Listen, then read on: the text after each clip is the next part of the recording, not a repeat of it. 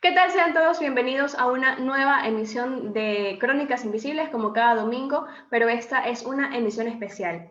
Son las 4 de la tarde y estamos aquí en compañía del abogado Pedro Moreira Peña, a la cual le damos la bienvenida para tratar un importante tema, que es acerca de la seguridad nacional en Ecuador. Una tarea pendiente a lo mejor.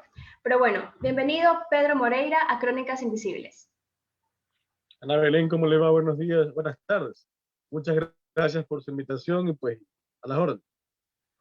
Buenas tardes, abogado.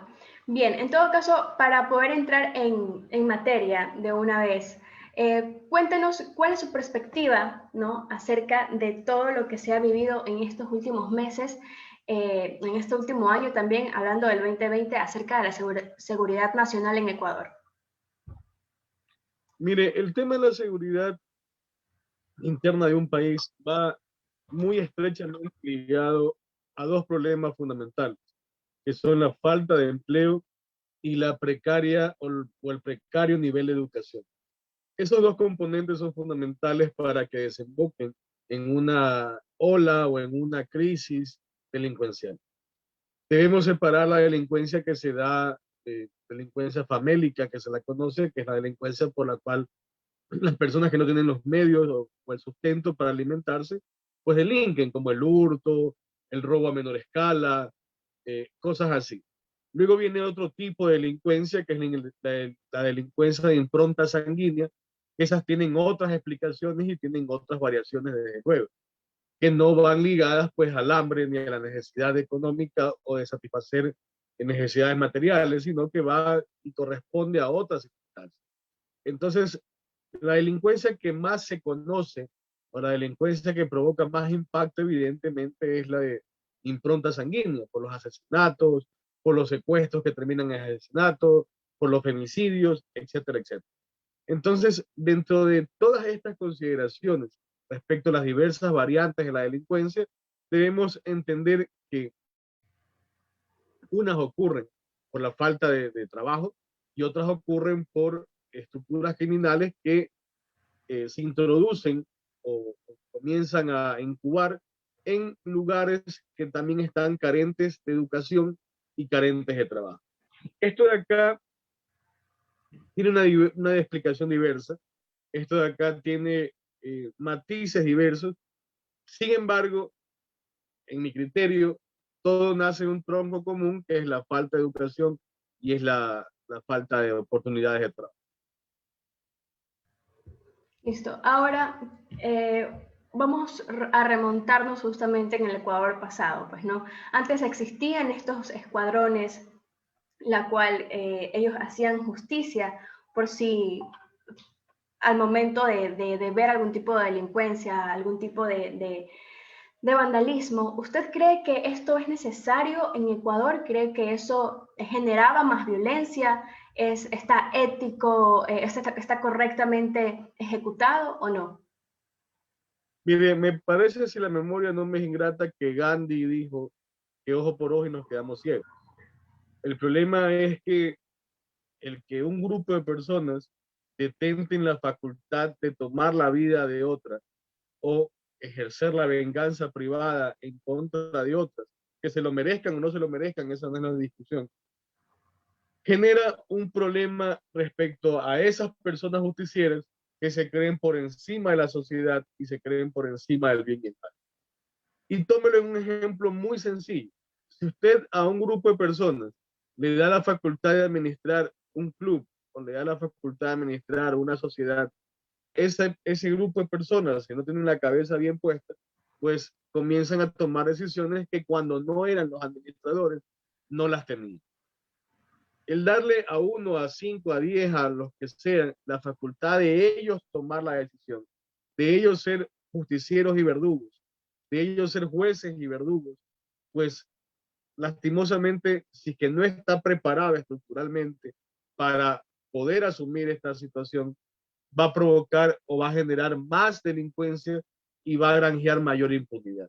La solución no está en la venganza privada, la solución está en capacitar a la policía técnicamente, a toda la policía, no solamente a quienes hacen criminalística, sino a la policía de servicio urbano, a la policía de tránsito, a todos, para que entiendan cuáles son las garantías constitucionales, para que entiendan cuál es el proceso debido que se debe dar ante un hecho de aprehensión y aprendan bien a la persona, sepan cuándo realmente hay una flagrancia, sepan cuáles son los pasos para un allanamiento, sepan perfectamente, que esto sí lo sabe criminalística, cómo levantar un cadáver.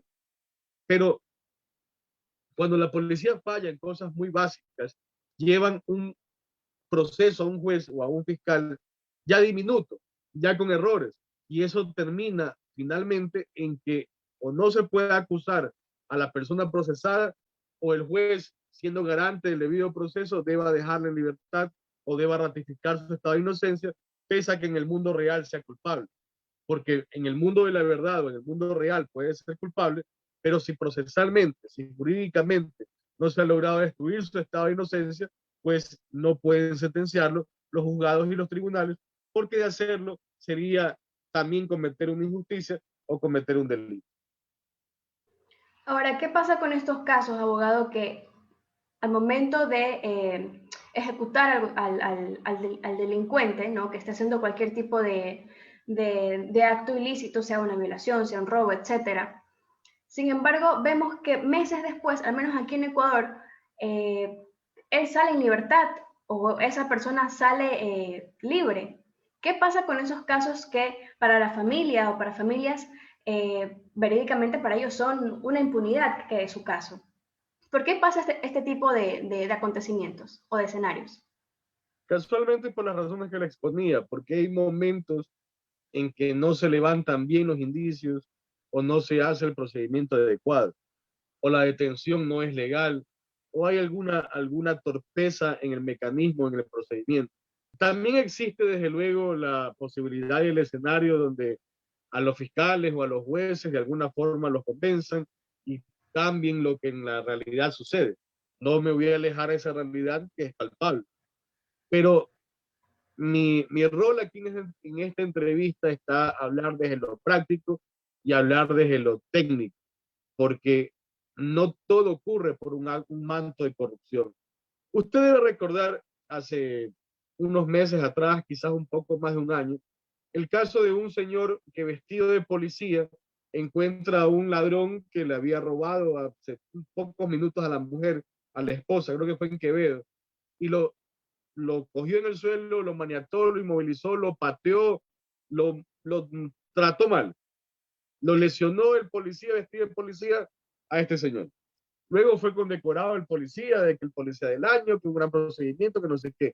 Pero eso de allí fue una detención ilegal, fue una detención arbitraria, porque ya una vez que tenía reducido al presunto delincuente, recuerde que todos somos inocentes hasta que se demuestre lo contrario, hasta que exista una sentencia debidamente ejecutoriada.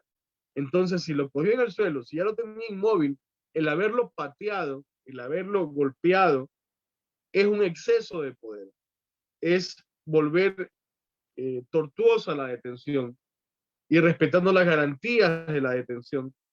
Y esto provoca que sea una detención ilegal. Lo que el juez debía hacer era dejarlo en libertad a ese hombre porque había sido mal aprendido por el policía. Seguramente el juez, para no meterse en problemas y que no digan de que hay que el juez oficia a delincuentes o cualquiera de esos titulares rutilantes que la prensa tradicional saca, hizo lo incorrecto, que fue legalizar la detención, hacerse la vista gorda y permitir que el proceso siga.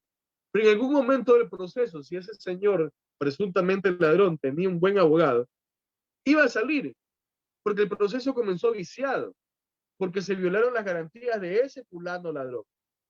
Entonces todos tenemos garantías, porque si las garantías fuesen selectivas, los que un grupo sí y un grupo no, terminaríamos como casi en todo, que quienes detentan el poder económico y político sí tuviesen garantías y todos los demás no tuviésemos garantías. Entonces las garantías no deben distinguir ni al pobre, ni al rico, ni al que está por el camino de la delincuencia, ni al que no está por el camino de la delincuencia. Esas garantías se disminuyen o se maximizan de acuerdo a la situación y de acuerdo al real peligro. Pero el juez también cometió un error. El juez también esquivó su responsabilidad. Y todo esto por el miedo. Muchos fiscales y muchos jueces tienen miedo de hacer lo correcto porque esperan el rechazo y el repudio de la prensa. Usted sabe perfectamente que con un titular, en un caso concreto, le pueden destruir la vida a una persona, como ha ocurrido en muchos casos. Pero en definitiva, esta charla no está para cuestionar a la prensa, sino para explicarles lo que debe pasar y lo que no debe pasar para tratar de atenuar y disminuir la delincuencia en el Ecuador. Bien, Pedro. Bueno, en todo caso, entonces, ya sabemos que ese tipo de garantías han sido vulneradas en el Ecuador, ¿no? Pero ahora se vienen unas nuevas elecciones y queremos saber qué propuestas los candidatos deben proponer o ejecutar más que todo para combatir la delincuencia. ¿Armar a la ciudadanía? ¿Será que este es el camino para erradicar la violencia? Miren, Ana Belén, en el mismo sentido de la respuesta anterior respecto a los escuadrones justicieros, a las personas que tengan el poder de juzgar y sancionar en sus manos, yo creo que no es el camino. En pocos minutos se va a conocer si hay una segunda vuelta o si hay una sola vuelta. No es el camino, no es lo correcto, no se debe armar a los ciudadanos, no se debe armar a la ciudadanía. Este es un país aún muy corrupto, donde en plena pandemia se vendieron con sobreprecio bolsas de cadáveres, mascarillas, donde se sobrepreció kits alimenticios, entonces donde se regala, se reparten entre ellos las vacunas, vacunas que son para el pueblo ecuatoriano y sobre todo para las personas que estuvieron en primera línea durante la pandemia y se han vacunado ministros, familiares de ministros, violentando totalmente el mínimo de moral y de ética. Entonces, en un país donde te requieran un permiso psicológico para poder portar un arma de fuego, creo que todos sabemos lo que va a pasar. Que ese permiso será manipulado, será comprado, será forjado y cualquier loco va a tener un arma de fuego en su poder. Entonces, en un país muy violento como el nuestro, donde el machismo está exacerbado, donde todos nos creemos tener la razón sin cargar armas. Ahora imagínense usted y quienes ven su programa teniendo armas, donde hay un choque en una calle, en una carretera, sale uno con su arma, sale el otro con su arma y se van a terminar matando. Entonces, el armar a la ciudadanía no es la solución, al menos no en este momento, porque no hay las garantías de que la sociedad como tal está preparada para asumir esta responsabilidad. Yo creo que las personas que lleguen a la Asamblea Nacional, que insisto, en pocos minutos lo sabremos, y la persona que llegue a ser presidente, sea en una sola vuelta, o sea, luego de la segunda vuelta, deben entender que estamos frente a otro Ecuador, estamos frente a otra realidad y que la delincuencia no se va a acabar con simples enunciados ni con rigorizar las leyes, sino que la delincuencia o la erradicación de la delincuencia debe ser un proceso social constructor en el cual se vayan erradicando las enormes diferencias sociales que existen, se vayan generando fuentes de trabajo, se sigan capacitando en la educación a nuestros jóvenes y sobre todo a nuestros niños y que se permita con acciones articuladas con la Policía Nacional ir identificando estos focos de delincuencia para irlos, en algunos casos, reprimiendo con el aparato judicial y en otro caso tratar de irlos rehabilitando con la educación y el empleo. Bien, efectivamente, pues vemos también que la ciudadanía ya está al límite del hartazgo porque en redes sociales podemos ver que muchos ciudadanos pues han ejecutado o han agarrado a ladrones, han agarrado a personas pues que están haciendo algún tipo de delincuencia porque definitivamente ya no se puede estar tranquilo y son ellos o nosotros. Ahora también hay otros casos como por ejemplo cuando la policía ha actuado porque o son ellos o son los delincuentes. Pero cuando ellos actúan de una u otra forma, resulta que los culpables son los policías o la entidad que debe cuidar a la ciudadanía. También de forma técnico-legal, esto, ¿cómo en sí debería actuar un policía que esté de turno, por ejemplo? O usted me estaba comentando hace un rato un caso de que no estaba, este caso de Quevedo, pues no, que obviamente pues ya me explicó todos las deficiencias de ese arresto, pero en este caso, un policía que esté de turno, que pueda ejecutar a un delincuente y que tengan que luchar en ese momento, digamos que en desgracia, pasa la desgracia de que el delincuente se muere, pero ha pasado en muchos casos que quien va preso o quien es ejecutado como tal es el policía. ¿Por qué pasa esto? Mira, hay un manual de policía que establece que debe actuar con progresividad. Establece que la respuesta policial ante el delincuente o el presunto delincuente debe ser progresiva. Tampoco estoy de acuerdo que el policía espera que el delincuente dispare para él poder disparar. Evidentemente es la vida de un ciudadano ecuatoriano que está trabajando al servicio de la población. Pero tampoco puede ser que el policía dispare a la primera, porque también han habido excesos policiales en antaño. Eh, usted es una dama muy joven, no lo debe recordar, pero seguramente lo ha investigado, que se creó en el gobierno de López Cordero el CTS, o el Escuadrón Volante, en el cual iban los policías de forma atropellada, cogían a quien sea y lo guardaban. Habían los que se llamaban pesquisas, que eran inspectores de policía o, digámoslo de alguna forma para que nos entiendan, eran como detectives de policía, pero detectives muy precarios, no como los de las películas gringas. E iban y cogían al que creían que era ladrón y les hacían, los aprendían, los torturaban, los metían en baldes de agua, los guindaban de los dedos, les ponían electricidad, etcétera, etcétera. Entonces, todo esto ha ido cambiando y es malo que el Estado sea muy blando, pero es peor que el Estado sea muy drástico. Debe encontrarse un punto intermedio, debe encontrarse un punto en el cual la vida del policía no esté tan expuesta, porque detrás de ese policía, hombre o mujer, hay una familia, hay padres, hay madres, hay hijos, hay esposo, esposa, etcétera. Pero no podemos tampoco permitir que la policía, mientras no tenga una verdadera capacitación, tenga la posibilidad de disparar a la primera. Porque para disparar a la primera se debe tener un criterio muy fino respecto a saber cuándo hacerlo, cuándo no hacerlo. Y cuando tenemos compañeros policías muy buenos, entre esos compañeros míos en mis estudios de posgrado, pero tenemos policías también que se ponen a beber con el uniforme, que matan con el uniforme, que los encuentran en sitios de diversión nocturna con el uniforme. Pues cuando tenemos esa clase de policías también que no activan esto de acá, es muy difícil darles la autorización para que disparen a primera. Creo, insisto, que quienes asuman el poder a partir del 14 y del 24 de mayo deben entender que hay otro país, que hay otra sociedad y buscar las alternativas para que no se cometan abusos policiales, pero que tampoco los policías sean víctimas de la delincuencia. Bien, otra pregunta acerca de, bueno, ya sabemos que a partir de hoy, bueno, se va a regir quién va a ser el nuevo presidente, pero usted como abogado, ¿cuál es qué espera el próximo gobierno en materia jurídica? Mira, yo espero en materia jurídica que primero los legisladores, que son quienes se posesionan primero que el nuevo presidente o presidenta, deroguen todas las leyes mal hechas que se hicieron en el periodo legislativo anterior. Espero, más que como abogado, como ciudadano, que la nueva asamblea inicie los juicios políticos a los funcionarios que desbarataron el país en estos últimos 4 años.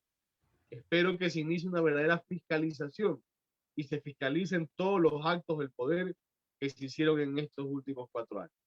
Y el próximo presidente o presidenta, yo espero que se ponga la camiseta de los ecuatorianos sin negociar con quienes provocaron esta situación calamitosa, sin desconocer a sus bases, a sus militantes, a su ideología, a su proyecto político, y que teniendo en una mano su proyecto político, tenga en la otra la, la visión y la sabiduría de llevarnos adelante sin necesidad de entrar en peleas ni discusiones.